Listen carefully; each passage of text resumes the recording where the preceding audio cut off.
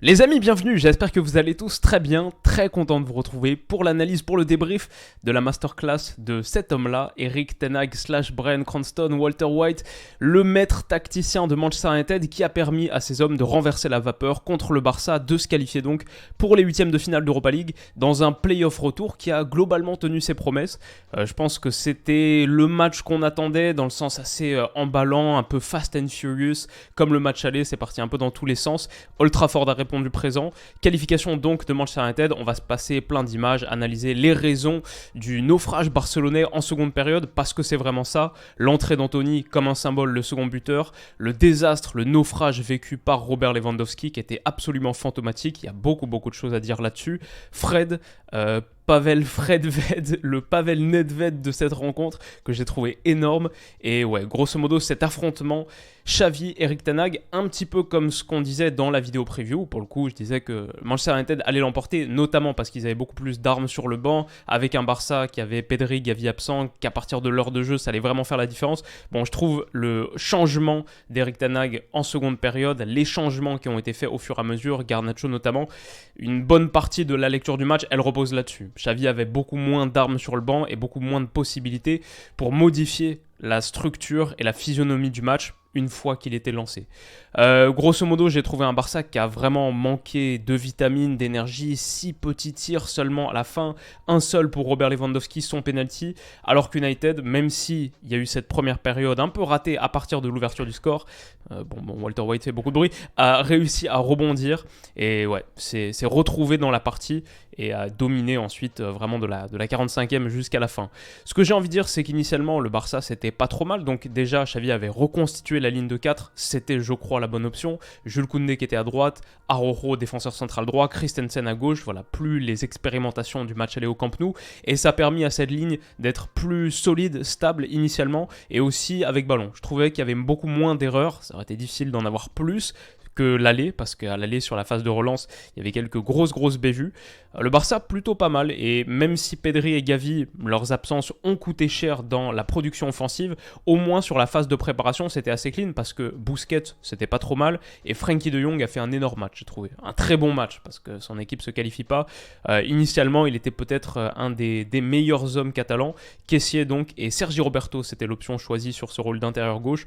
Pour un carré comme ça, c'était assez fluide, mais vraiment, j'ai envie de souligner le bon rôle de Frenkie de Jong, notamment pour se sortir de la pression. Bon, bah typiquement, c'est ça qui amène le premier but. Je sais pas si vous vous souvenez, mais le penalty, ça vient de cette action à la base. Frenkie de Jong qui endosse la responsabilité de sortir de la pression, de faire mal à cette première ligne de Manchester United, animée par Wout Weghorst qui était en pointe cette fois. Ça aussi, c'était le changement. On avait Rashford côté gauche, Fernandes côté droit, Sancho dans l'axe, dans le 4-2-3-1, avec la paire Fred-Casemiro, sa classique, reconduite à l'aller, même si Sabitzer était revenu de blessure, de suspension, pardon, et Weghorst en pointe, mais qui est sorti à la mi-temps parce que ça a vraiment pas marché. En tout cas, la sortie de Frenkie de Jong, pas mal. Sur Kessié qui peut écarter. Possibilité de 2 contre 1. Rafinha, Jules Koundé qui débordait bien sur son côté aussi. Et Kessié qui est trouvé dans ce rôle d'intérieur peut remiser sur Koundé. Voilà typiquement les phases de construction du Barça qui aboutissait avec du jeu un peu en triangle, comme ça, la recherche du troisième homme, ça marchait bien. Koundé son centre, il est dévié par Varane, ça revient sur Alejandro Baldé, faute de Bruno Fernandes et penalty. Tout de suite, pour moi, c'est un peu la première interrogation du match. Le choix de Turpin, je le trouve un peu dur, perso. Je pense que ça peut se donner comme penalty, mais vous savez, je pense que les penalties, c'est ce genre de décision. Il y a rarement un penalty que tu donnes à 100%, ça arrive de temps en temps.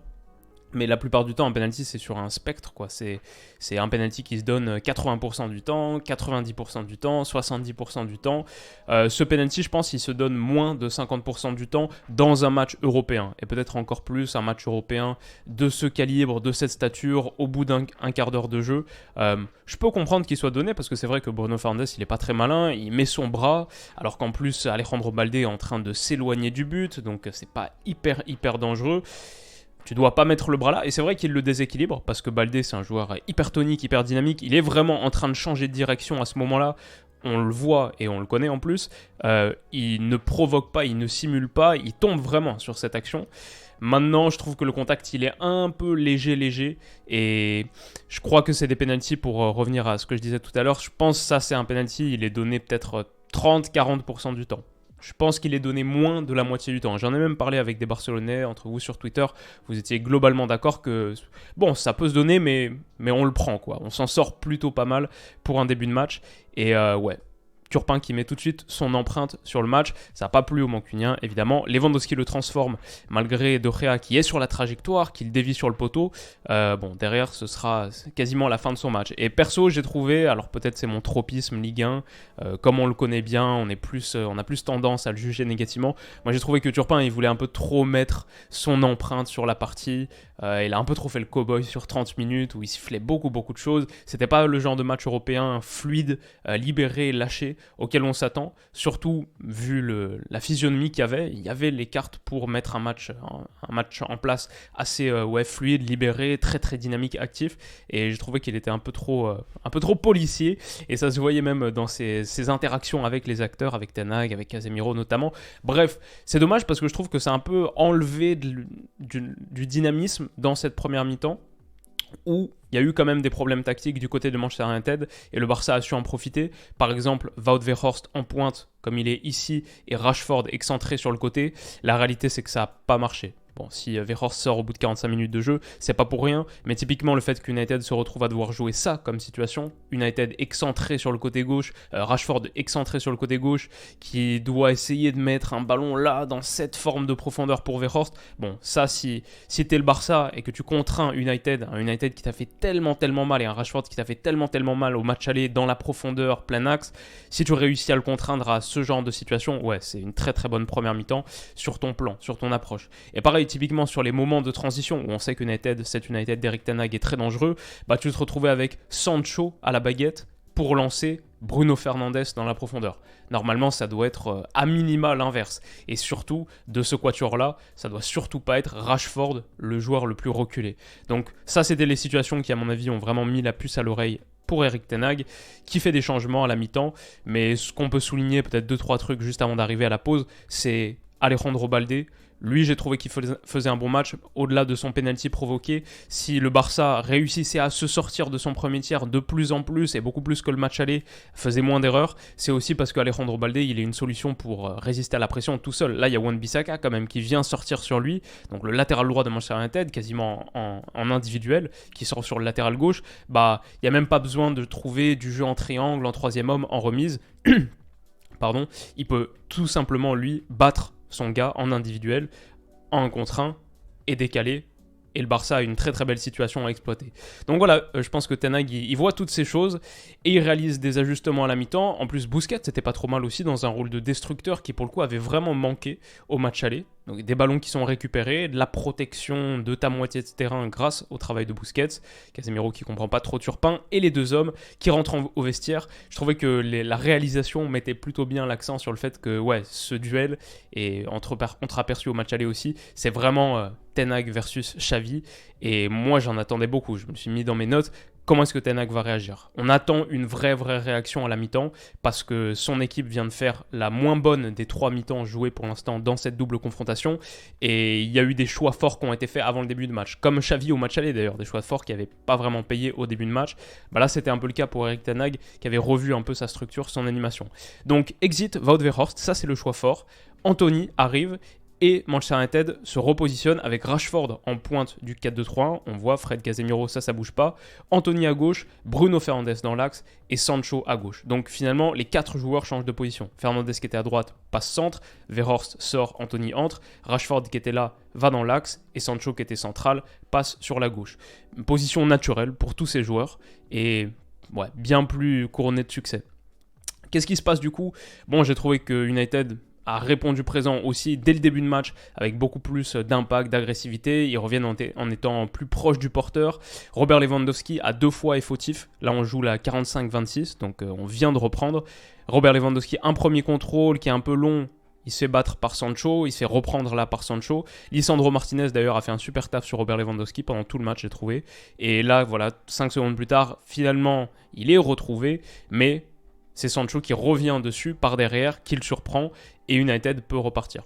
Ça, c'est juste pour montrer que Lewandowski, que ce soit devant le but, à la création d'occasion, ou même plus généralement dans le travail de conservation pour permettre au bloc de remonter et au Barça de continuer à avoir des phases de possession, je l'ai trouvé en dessous. Et ça, c'est juste la capture que j'ai pris parce que je regardais le match sur Movistar Plus, c'est pas du tout une pub ou quoi que ce soit, mais la chaîne espagnole, parce que j'aime bien regarder en VO et je trouve que les Espagnols, ils sont vraiment pas mal. Il y a de la vraie culture foot. Un truc qui était vraiment stylé, c'est que tu pouvais écouter le commentaire sur les différentes radios. Potentiellement, tu peux regarder avec les images de Movistar, mais écouter Can Nasser, Barça TV, Catalunya Radio. Ça, c'est stylé, vraie culture foot dans le commentaire. Mais c'est un petit hors-sujet. Simplement pour dire qu'on joue depuis 1 minute. United va se procurer l'occasion qui amène à l'égalisation très vite pour ne pas douter. Et c'est un match qui a vraiment été porté par du momentum comme ça, des moments de rythme, de tempo, avec en plus Old Trafford qui répondait vraiment présent après le premier but, alors que United faisait, je trouvais, plutôt une bonne entame sur le premier quart d'heure. Il se procure même la première grosse situation du match, etc. Après le penalty, il plonge, le Barça prend confiance. C'est exactement pareil, au retour des vestiaires, premier but, boum, le match il change totalement. Le but, meilleur entraîneur du monde, le but, l'action qui influence le plus les dynamiques, plus que tout changement tactique, etc. Ouais, je trouve que c'est vrai parce que derrière le match, il est totalement différent. Et ça intervient à partir d'une récupération haute de Manchester United, toujours ce plan d'Erik ten Hag, ça on le connaissait dès le match aller du coup, des joueurs très hauts sur le terrain qui veulent gagner des ballons dans le premier tiers, et caissier. Petite faute, petite erreur technique. Peut-être que là, tu payes le fait de ne pas avoir un Pedri, un Gavi, un peu moins de qualité technique dans la conservation, même si Kessie a beaucoup de qualité technique dans le dernier tiers, pour faire des différences dans le dernier tiers. Bon, là, il a le pied un peu moins sûr que le lieutenant d'un Busquets, par exemple. Et du coup, Sancho peut récupérer, il transmet très vite. Pour le coup, Sancho, on ne l'a pas beaucoup vu, mais ça, c'est très bien réalisé. Et Bruno Fernandes, qui a été décisif, vital sur les 2 buts, l'action là, se retourner, jambe éloignée, et tout de suite transmettre pied droit sur Fred, c'est magnifique. Ce que fait Bruno Fernandes là, et ce qu'il fera aussi sur le second but, on va en parler.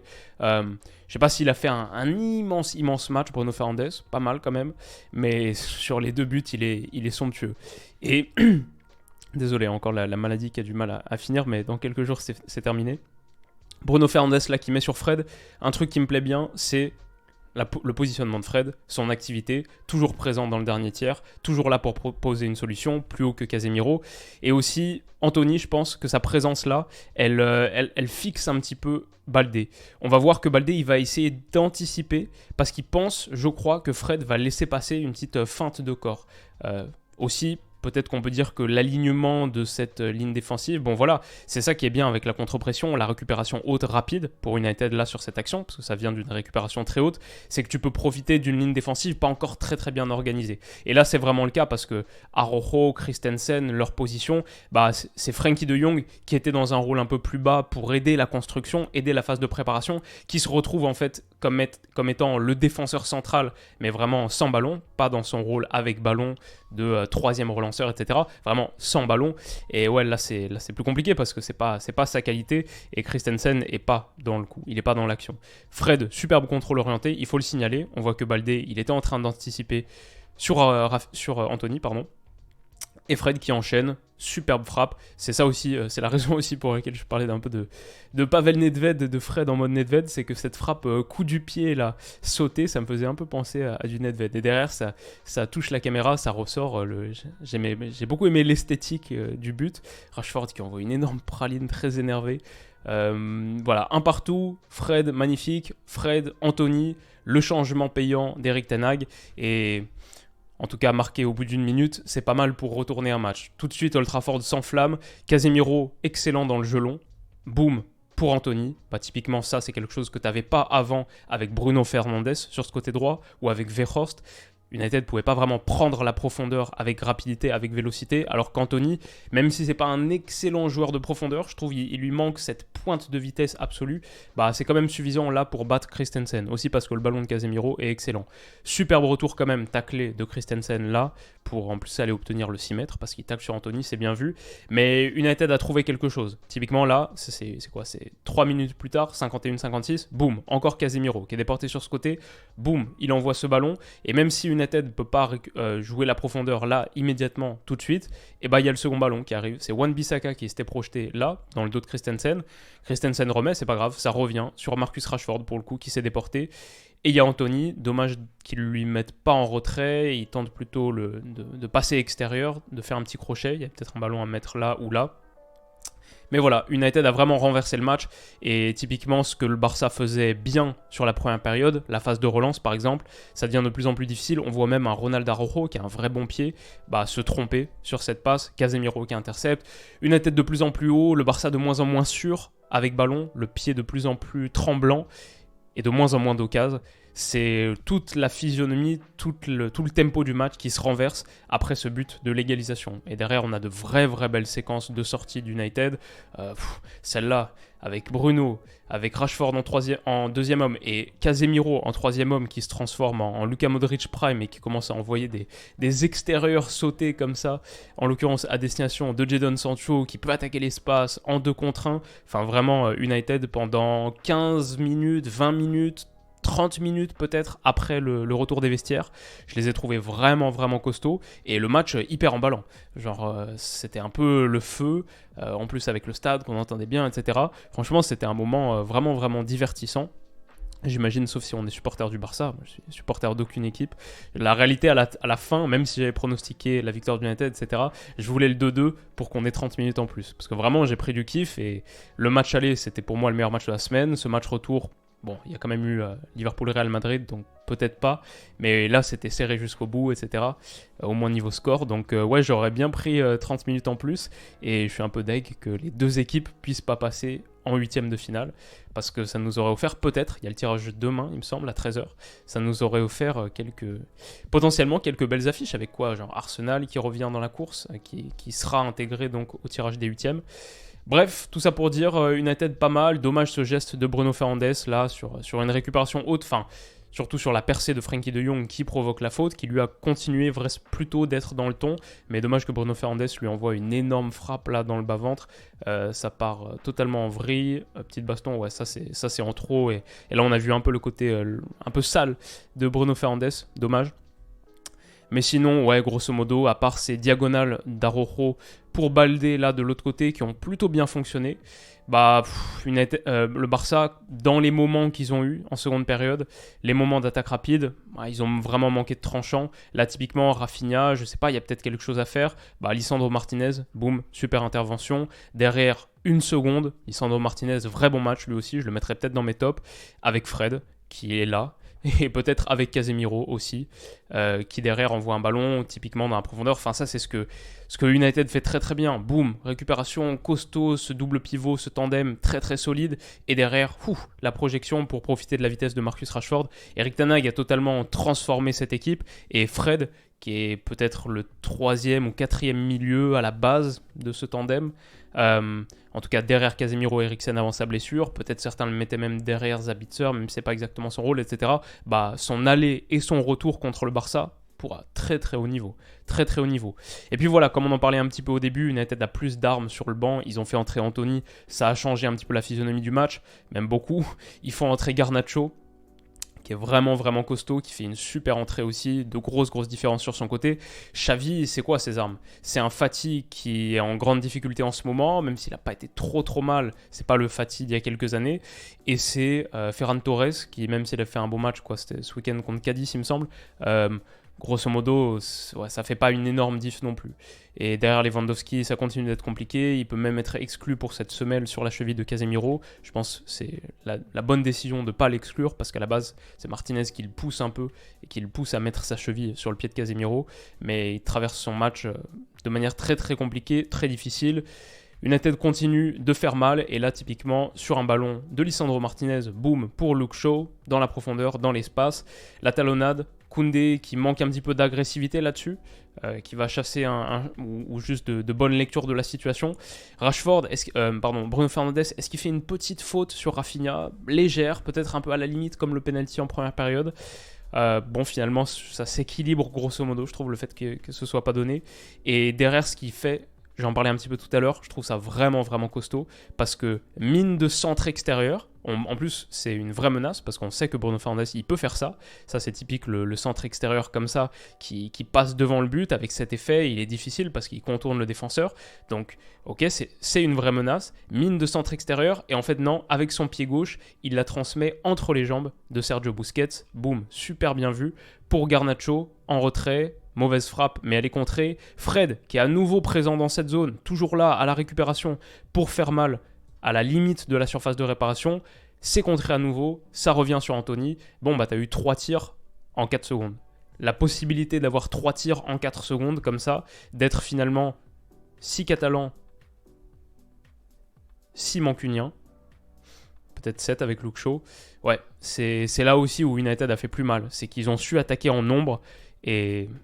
Bah, le nombre, ça fait des différences. Et en l'occurrence, ça offre le second but du match, le troisième but du match, mais le second de Manchester United à Anthony. Peut-être que Ter Stegen doit faire un peu mieux, même sur le premier, pas forcément irréprochable, alors qu'à l'aller, il avait fait un très bon match. Mais voilà, la tête des mauvais jours pour Xavi. Derrière, il y a quelques situations, mais Robert Lewandowski, encore une fois, bah boum, il se fait grailler par Lisandro Martinez là. Garnacho qui passe un petit pont sur Baldé et derrière Busquets doit faire la faute, il a fait très très mal Garnacho, et même là sur une bonne situation pour le coup, Christensen qui donne un bon petit ballon à Ansu Fati qui s'est bien déplacé dans cette zone que j'aurais peut-être aimé voir dès le début à la place de Sergio Roberto pour faire un petit peu plus mal dans cet espace. Bon ballon transmis à Robert Lewandowski, mais ça passe en retrait. Et voilà, sa remise, après, elle est difficile à faire. Hein. Il manque de joueurs là. Il manque les Pedri et les Gavi qu'on voit normalement ici pour menacer davantage. Mais la remise en retrait de Lewandowski, elle est ratée, même si pour le coup, elle est compliquée. Peut-être qu'il ne faut pas l'accabler là-dessus, parce qu'elle est difficile à mettre. Mais elle est ratée. Et derrière, il n'y a pas grand-chose de plus. Il y a une grosse occasion pour le Barça à la fin, mais il y avait un hors-jeu à la base qui est signalé. Les hommes d'Eric Ten Hag s'imposent. Maestro, grande performance et peut-être le meilleur entraîneur de 2023 sur ce qu'il est en train de faire, ce qu'il est en train de bâtir à United. Si derrière, dans 3 jours, il remporte la League Cup, premier trophée de l'Er Ten Hag, après avoir sorti le Barça, costaud. Franchement, très très impressionnant. Et sacré match, je pense que c'était plaisant. Peut-être un peu moins que le match aller, mais en même temps, ça fait une grosse concurrence, grosse compétition. Mais ça m'a plutôt plu. Dites-moi ce que vous en avez pensé en commentaire. Désolé pour les petits moments auditivement désagréables. Normalement, ça devrait être réglé bientôt. Et la petite maladie. Mais voilà, j'espère que ça vous aura plu. Si c'est le cas, n'hésitez pas à mettre un petit pouce bleu.